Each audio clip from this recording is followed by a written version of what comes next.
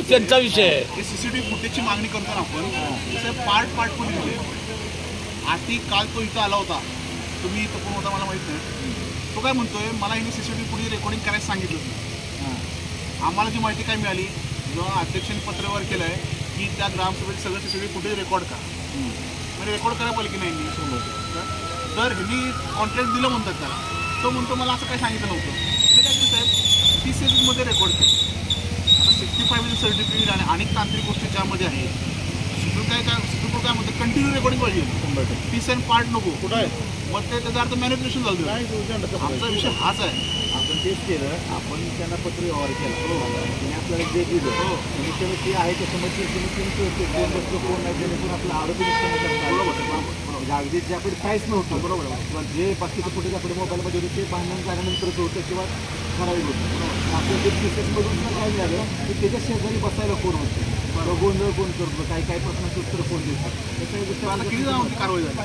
आपल्याला जेवढे तुम्ही सांगितले जेवढे निष्पन्न करता अजून काय ते निष्पन्न केलं चालू आहे, ते अजून झालं पाहिजे। असं काय 5 ते 7 जण होते, बरंच भाऊ बोलतो। होय ना, त्यांनाच नाव सांग, वेगळंच नाव सांगायला येणार तर त्यात आपण टी वगैरे जे दिली होती तेवढी नावं आपण निष्पन्न केली, त्यात नाव काय हो थांबा म्हणतो हे नाही सर बरोबर, हे नाव काय घेतलं हो सर ऐका कुठं प्रशासकीय अधिकारी आहात बरोबर, किंवा शासनात आहात, शासनाच्या माणसाला प्रश्न विचारायचा हे लोकसंविधानिक अधिकार आहे 100% बरोबर। त्यांनी प्रश्न विचारल्यावर बॉडीनं ग्रामसभेनं त्यांच्यावर तक्रार करायची आणि तिथं सगळ्यात तिथं मारामारी झाली ती तक्रार ग्रामसेवकांनी काय करत नाही। विषय काय आहे, तो विभाग वेगळा आला। आमचं फक्त तुम्ही जर आम्हाला प्रोटेक्शन मागितलं तर फक्त आम्ही हस्तक्षेप करण्याचा अधिकार पोलिसांना नाही, मला हस्तक्षेप करण्याचा अधिकार नाही। ज्यावेळी तुमची तक्रार होणार त्यानंतर तपास होणार। जोपर्यंत तुम्ही आम्हाला बोलवत नाही तोपर्यंत आम्ही हस्तक्षेप करणार नाही, तुमच्या लेवलच्या विषय मी एवढ्यासाठी की त्यांनी नागरिक असू द्या त्यांनी मी सनद घेतलेली आहे, तेच सांगतोय हे पण कायद्याचे तज्ज्ञ आहे, त्यांनी सनद घेतली आहे।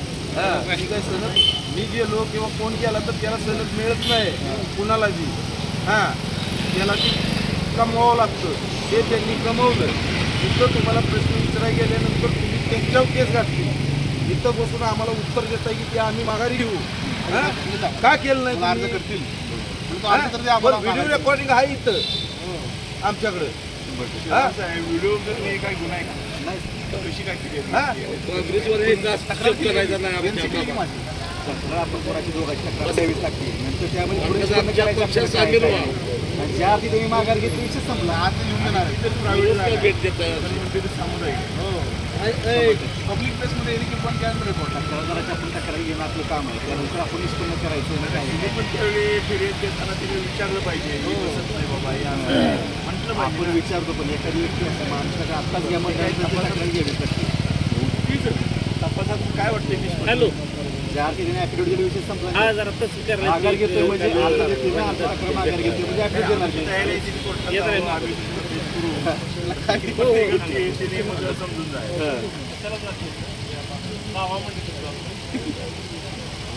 काय 2-3 घटना नाही तसं व्हायला नव्हतं। आता काय आहे काय नाही दाखवून घ्यायची वेळ आलेली आहे, यांच्या डोक्यात